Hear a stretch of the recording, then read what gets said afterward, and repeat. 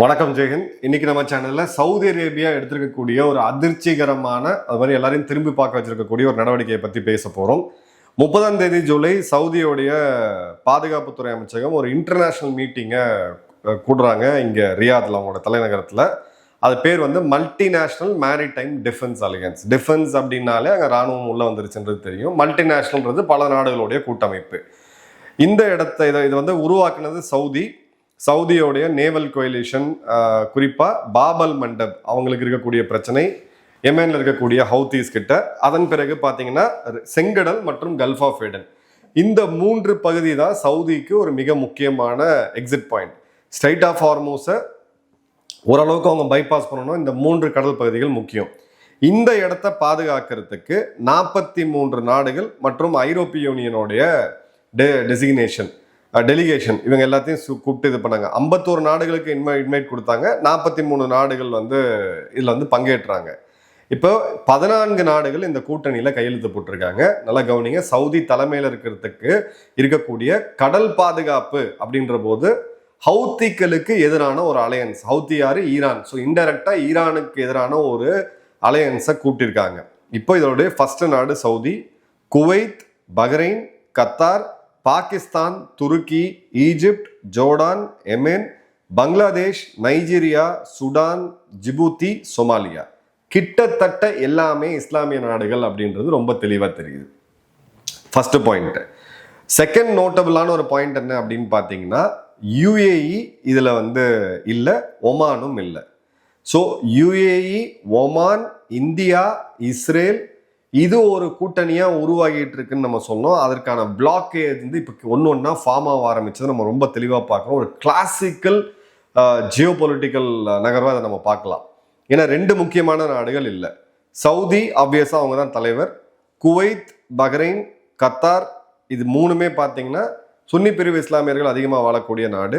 Pakistan again அதே ஆக்சிஸ்ல வருது. துருக்கி, Egypt, Jordan, Yemen, Bangladesh, Nigeria, Sudan, இது எல்லாமே பார்த்தீங்க அப்படின்னா இது கிளியர் கட்டா ஒரு இஸ்லாமிக் அலையன்ஸ், நேஷனல் அலையன்ஸ், குறிப்பாக சன்னி பிரிவு இஸ்லாமியர்களோட அலையன்ஸாக இதை ஃபார்ம் பண்ணுறாங்க. யாருக்கு எதிராக?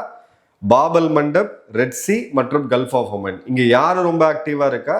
ஹவுத்திகள் ஆக்டிவாக இருக்காங்க. ஹவுத்திகள் யாரு? ஷியா பிரிவு இஸ்லாமியர்கள். இவங்களுக்கு பேக்கப் கொடுக்குற ஃபோர்ஸ் யாரு?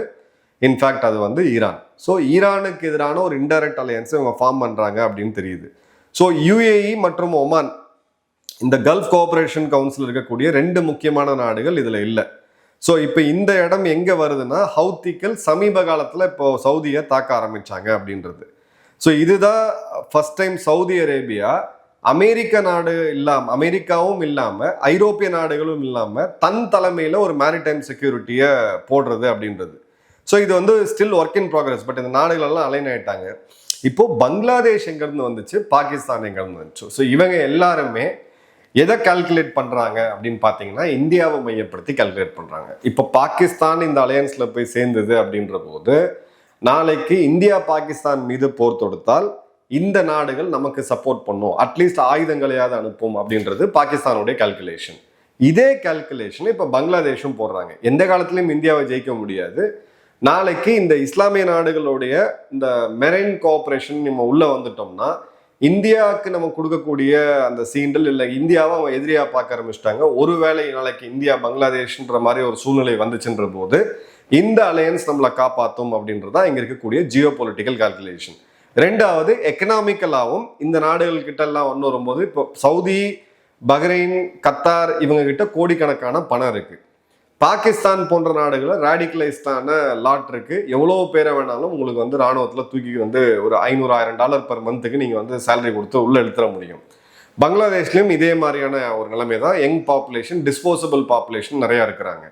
ஸோ கிளியர் கட்டாக ஒரு இஸ்லாமிக் வேர்ல்டு 2ஆ பிரிஞ்சு ஒரு ஸ்ட்ராங்கான அலையன்ஸ் ஃபார்ம் பண்ணக்கூடியதை நம்ம பார்க்குறோம். ஸோ இந்த அஃபிஷியல் அனௌன்ஸ்மெண்ட் இப்போ சவுதி கொடுத்துருக்கிறத நம்ம பார்த்தோம்னா, இவங்களுடைய மினிஸ்ட்ரி ஆஃப் டிஃபென்ஸ்லேருந்து வந்திருக்கு. இப்போ 43 நாடுகள் இதில் பங்கேற்றிருக்காங்க. ஒன்று டைரக்டாவோ இல்லை ஆன்லைன் மூலியமாவோ. ஐரோப்பிய யூனியனோட டெலிகேஷன் இருக்கு. 51 நாடுகளுக்கு இன்விடேஷன் போச்சு. ஸோ அதில் 43 நாடுகள் அப்படின்றாங்க. அந்த 8 நாடுகள் எதுன்னு வந்து இவங்க சொல்லலை. இந்த இடத்துல maritime security including attack on commercial ships. கமர்ஷியல் ஷிப்பில் யார் ஒரிஜினேட்டர் யார்? இந்த கல்ஃபில் இருக்கக்கூடிய வளைகுடாவில் இருக்கக்கூடிய நாடுகள் தான். ஆனால் அதில் ஒமான் யுஏஇ இல்லை. ஒமான் யுஏஇ கம்ப்ளீட்டாக இந்த இஸ்லாமிக் அலையன்ஸில் போகக்கூடாது அப்படின்னு சொல்லிட்டு இந்தியாவை மையப்படுத்தி இஸ்ரேலை மையப்படுத்தி அவங்க ஒரு அலையன்ஸ் ஃபார்ம் பண்ணுறாங்க. ஸோ தீம் வந்து இங்கே தெளிவாக பிரியறதை பார்க்குறோம். நம்மளுடைய தெற்கு ஆசியாவில் இருக்கக்கூடிய 3 முக்கியமான நாடுகள், முதல்ல இந்தியா, அடுத்தது பங்களாதேஷ், 3வது பாகிஸ்தான். இதில் 2 நாடுகள் இந்தியாவுக்கு எல்லை கொண்டிருக்கக்கூடிய நாடுகள். இந்த அலையன்ஸ்லையும் இதுக்கு நேர் எதிராக இருக்கக்கூடிய யுஏஇ, ஒமான், இஸ்ரேல், அர்மேனியா போன்ற இந்த அலையன்ஸில், மொரோக்கோ போன்ற நாடுகள் இந்த அலையன்ஸில் இந்தியா இருக்கக்கூடியதை நம்ம பார்க்குறோம். ஸோ இந்த 43 நாடுகள் கிட்ட இந்த 7 நாடுகள் எதுவாக இருக்கும் அப்படின்றது தெரியல. மேபி இந்தியாவுக்கு இன்வைட் வந்திருக்கிறதுக்கான வாய்ப்பு இருக்கு. என்ன இருக்குன்றத பார்க்கலாம். ஸோ இந்த இடத்துல அவங்க என்ன சொல்றாங்கன்னு பார்த்தீங்கன்னா, அட்டாக் ஆன் கமர்ஷியல் ஷிப்ஸ். இது யாரு பண்றா? ஸ்ட்ரெய்ட் ஆஃப் ஹார்மோஸ்ல ஈரான் பண்ணுது. பாபல் மண்டப்ல இருக்கக்கூடிய அந்த பாதையில் ஹவுத்திகள் பண்றாங்க. 2 பேருமே ஷியா பிரிவு இஸ்லாமிய நாடுகள்னு தெரியும். அடுத்தது பார்த்தீங்க அப்படின்னா எனர்ஜி ட்ராங்கர்ஸ். யாருக்கு ரொம்ப முக்கியம் எனர்ஜி ட்ராங்கர்ஸ்? விற்கக்கூடிய சவுதி போன்ற நாடுகளுக்கும் வாங்கக்கூடிய இந்த பாகிஸ்தான் போன்ற நாடுகளுக்கும். அண்டர் சி போர்ட் இன்ஃப்ராஸ்ட்ரக்சர், இது எல்லாமே குளோபல் சப்ளை செயினை மிகப்பெரிய லெவலில் பாதிக்குது, வேர்ல்டு எக்கனாமியை பாதிக்குதுன்னு.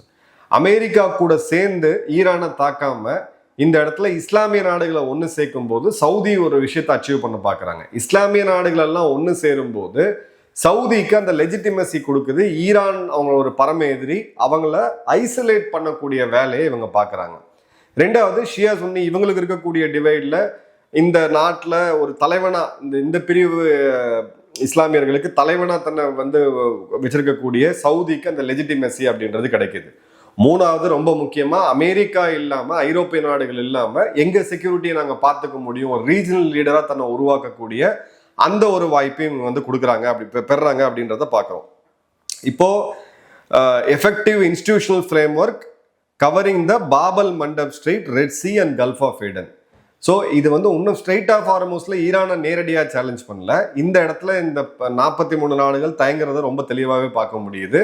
ஏன்னா அந்த இடத்துல அமெரிக்கா அந்த வேலையை பார்க்கட்டும், நம்ம வந்து இதை கவர் பண்ணலான்ட்டு. நிச்சயமா இதுக்கு அமெரிக்காவுடைய பிளெஸிங்ஸ் நிச்சயமா இருக்கும். ஏன்னா நாளைக்கு ஹவுத்திகளோட ஒரு ஃப்ரண்ட்டை ஓப்பன் பண்ணி அங்கே ஒரு ஃப்ரண்ட்டை ஓப்பன் பண்ணும்போது இது அமெரிக்காவுக்கு ஒரு தலைவலியாக முடியும்.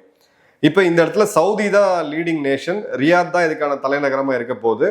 வேற கோல்ஸு, பிரின்சிபல்ஸு, இதில் வந்து எந்தெந்த நாடுகள் இதுக்கு வந்து எவ்வளோ இராணுவத்தை கொடுக்க போகிறாங்க, எவ்வளோ போர்க்கப்பல்கள் வரப்போகுது அப்படின்றது வரல. பட் 14 நாடுகள் நம்ம பேசும்போது எல்லா நாடுகளுமே கிட்டத்தட்ட இஸ்லாமிய நாடுகள் அப்படின்றத பார்க்கணும். இப்போ ஹவுத்தியோடைய பிளாக்கேட் அப்படின்றது, ஹவுத்தி வந்து நம்ம இந்த இதில் வந்து இனத்தோட பேரை சொல்கிறோம், அன்சார் அல்லா அப்படின்னு சொல்லுவாங்க. அன்சார் அல்லா குரூப்போடைய நேவல் பிளாக்கேட் அப்படின்றது 20ஆம் தேதி ஜூலைலேருந்து சவுதி மேலே போட்டிருக்காங்க. சவுதியோடைய ஆயில் டேங்கர்ஸ், பல டேங்கர்ஸ் வந்து அவங்க தாக்கியிருக்காங்க. இவ்வளோ பெரிய டிஃபென்ஸ் ஸ்பெண்டிங் பண்ணியும் சவுதி வந்து அவங்க நேரடியாக இது பண்ண முடியல. பேசிக்கலாக இந்த மிச்சிருக்கக்கூடிய இந்த ஏழை நாடுகள் கூப்பிட்டு நான் உனக்கு காசு தரேன், நீங்கள் சண்டை போடு அப்படின்றதா. ஸோ ஹவுத்திக்கு எதிராக இப்போ யார் போகிறா? பாகிஸ்தானுடைய மிக வீரமான இராணுவமும் கடற்படையும் பங்களாதேஷும் போகிறாங்க. பட் இவங்ககிட்ட கடற்படையில் என்ன இருக்குது, இவங்க எப்படி போய் ஆப்ரேட் பண்ண போகிறாங்கன்றதான் இங்கே நம்ம பார்க்க வேண்டிய ஒரு முக்கியமான இடம். ஹவுத்திகள் அந்த இடத்துல ரொம்ப ரொம்ப ஸ்ட்ராங். அவன் வந்து நம்ம ஒத்துக்கணும். நம்மளுடைய மெரைனில் இருக்கக்கூடிய நண்பர்கள் 100கணக்கான பேர் எங்கிட்டே சொல்லியிருக்காங்க, அந்த அளவுக்கு ஒரு ஸ்ட்ராங்கான ஃபோர்ஸ். 2வது எமென்ல போய் நீங்கள் உள்ள இறங்கி வீழ்த்தணும். இப்போ பாகிஸ்தான்கிட்ட கடற்படை அப்படின்றது கிட்டத்தட்ட கிடையாது, பங்களாதேஷ்ட சுத்தமாகவே இல்லை. அவங்களுடைய கப்பல்கள் எல்லாமே இந்த ஷாலோ வாட்டர்ஸ்குள்ளே சுற்றிட்டு இருக்கக்கூடிய ஒரு கப்பற்படை தான்.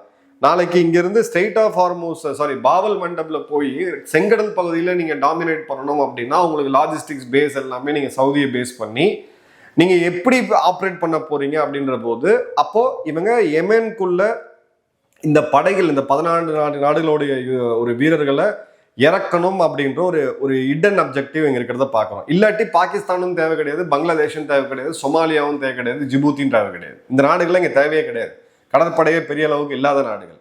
பட் இவங்களே ஏன் உள்ளே கொண்டு வராங்கன்னா, சீப்பாக இருக்கக்கூடிய அவங்களுடைய வீரர்கள் ஒரு $500 இது பண்ணிக்கலாம். சவுதியெல்லாம் வந்து ரொம்ப ராயலாக வாழ்ந்தவங்க, அவங்களுடைய பிளட்டெல்லாம் அவங்க ஷெட் பண்ண மாட்டாங்க. ஸோ இங்கேயுமே வந்து அந்த அலையன்ஸ் வந்து கிளியராக வரக்கூடியதை பார்க்க முடியுது. ஸோ இந்த இடத்துல இந்த gulf countries, gulf cooperation council இருக்கக்கூடிய 2 நாடுகள் இதில் கையெழுத்து போடல. UAE மற்றும் ஒமான் அப்படின்றத பார்க்குறோம். ஸோ டர்க்கி ஒரு நேட்டோ நாடு, பாகிஸ்தான் ஒரு அணு ஆயுதத்தை வச்சுட்டு இருக்கக்கூடிய நாடு, பங்களாதேஷ் அளவுக்கு அதிகமான ராணுவ வீரர்களை வச்சுட்டு இருக்கக்கூடிய நாடு. இவங்க எல்லாம் ஒன்னா சேரும்போது கிளியர் கட்டா ஒரு ஒரு அலைன்மெண்ட் வந்து தெரியுது. ஸோ இவங்களுடைய அப்ஜெக்டிவ் நான் ஏற்கனவே சொன்னேன்.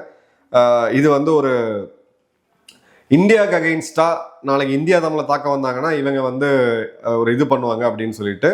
இப்போ இதுல அடிப்படையா பாத்தீங்க அப்படின்னா சவுதியால இந்த பிளாக்கேடை ரொம்ப நாள் தாங்க முடியாது. இந்த பக்கம் ஸ்ட்ரெயிட் ஆஃப் ஹார்மோஸும் பிளாக் ஆகி இந்த பக்கம் பாபல் மண்டபம் பிளாக் ஆச்சு அப்படின்னா அவங்களோட ஆயில் ட்ரேட் வந்து கிரிப்பிள் ஆயிரும். ஆயில் ட்ரேட் ரொம்பவும் கிரிப்பிள் ஆச்சு அப்படின்ற போது சவுதியோடைய அந்த மிகப்பெரிய ட்ரீம் 2031 ஒரு நான் ஆயில் எக்கனாமியை உருவாக்கணும், அந்த ஸ்ட்ரெயிட் லீனியரான ஒரு சிட்டியை உருவாக்கணும், இதெல்லாம் வந்து பெரிய அளவுக்கு பாதிச்சிடும். ஸோ இப்போ நீங்க ஓவராலா பார்த்தீங்க அப்படின்னா ஒரு பெரிய போருக்கான அந்த ஸ்டெப் பை ஸ்டெப் குரூப்பிங் நடக்கிறத நம்ம பார்க்குறோம், ரொம்ப தெளிவாக பார்க்குறோம்.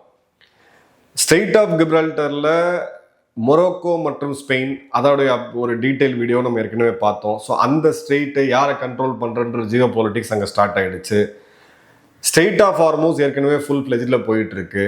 இப்போ பாபல் மண்டபில் 2 டீம் தனியாக நிற்குது. இப்போ இஸ்லாமிய நாடுகளுடைய ஷியா மற்றும் சுன்னி பிரிவு ரெண்டுமே பிரிஞ்சு நிற்குது. யெமன்ல இவங்க காலை வச்சாங்கன்னா இவங்க ஒரு மிகப்பெரிய ஒரு ஆச்சரியத்துக்கு காத்துட்டு இருக்காங்க. ஏன்னா யெமன் அப்படின்றது ஒரு வளைகுடா நாடாக இருந்தாலும் அதோடைய தன்மை, அதோடைய பூகோள தன்மை அப்படின்றது எக்ஸாக்டா உங்களுக்கு ஆப்கானிஸ்தான் மாதிரி இருக்கும். அங்க இருக்கக்கூடிய ஹவுத்திகள் ஒரு பழங்குடி இன மக்கள், அங்க ரொம்ப நாளா வாழக்கூடியவங்க, அவங்க டெரைன் வந்து தெரியும். ஸோ ஆப்கானிஸ்தான்ல காலை வச்ச அமெரிக்கா கதை என்ன ஆச்சோ இவங்களும் அதான் ஆக போறாங்க. இங்க உள்ளூர்ல கைமா பண்ணது இல்லாம இப்ப பாகிஸ்தானை இங்கேயும் வச்சு பண்ண போறாங்க. எனக்கு என்ன தெரியுதுன்னா சர்ப்ரைசிங்கா இருக்குன்னா இவ்வளோ பிரச்சனைகள் உள்ள போயிட்டு இருக்கு. அவங்க ராணுவத்தை சொந்த நாட்டு மக்களே வச்சுட்டு இருக்காங்க. சவுதி கூட டிஃபென்ஸ் பேக்ட், பஹ்ரைன் கூட டிஃபென்ஸ் பேக்ட், காசால போய் நாங்கள் வந்து கொடியேற்றுறோம். இப்போ பார்த்தீங்க அப்படின்னா ஹவுத்திகளுக்கு எதிராக அப்படின்றது ஒரு ஃபன் டைம் வர இருக்கு. பட் இது எல்லாமே அந்த ஸ்ட்ரெயிட்ஸை நோக்கி இருக்கிறதுனால இது ஒரு பெரிய தாக்கத்தை வரக்கூடிய காலங்களில் ஏற்படுத்தும். இது வெறும் பேச்சளவுக்கு இவங்க போறாங்களா, இல்லை உண்மையாலுமே ஒரு கடற்படை கூட்டணியை ஃபார்ம் பண்ணி நாளைக்கு கிரவுண்ட்ல ஆக்ஷன் பார்க்க முடியுமா அப்படின்றத நம்ம வெயிட் பண்ணி தான் பார்க்கணும். இப்போ அடுத்த கண்டெஸ்டட் ஸ்பேஸ் அப்படின்றது மலாக்கா ஸ்ட்ரெயிட். இந்த பாலிடிக்ஸ் அப்படியே ஒன்று ஜியோ பாலிடிக்ஸ் ஷிஃப்ட் ஆகி அடுத்தது மலாக்கா ஸ்ட்ரெயிட் தான் வரும். இந்த மலாக்கா ஸ்ட்ரெயிட்ல வச்சு தான் இந்தியாவுடைய கடற்படை இந்த கடந்த ஒரு 5-6 வருடங்களில் பார்த்தீங்கன்னா மாசத்துக்கு ஒரு போர் கப்பல்ன்ற வேகத்தில் கப்பல்களை கட்டமைக்கிறாங்க. நம்ம உள்ளுக்குள்ள இருக்கக்கூடிய இஷ்யூஸ் நம்ம பிஸியாக பேசிட்டு இருக்கும்போது வெளியில நம்மளுடைய சரக்கு போக்குவரத்து மற்றும் கச்சா எண்ணெய் இதை நம்பி தான் நம்ம இங்கே இருக்கிறோம். இது எல்லாமே எந்த அளவுக்கு கண்டெஸ்ட் ஆகிட்டு இருக்குன்றதை இந்த வீடியோ பார்த்தாலே புரியும் உங்களுக்கு. உங்க கமெண்ட்ஸை கமெண்ட் பாக்ஸ்ல போடுங்க. நன்றி, வணக்கம், ஜெய்ஹிந்த்.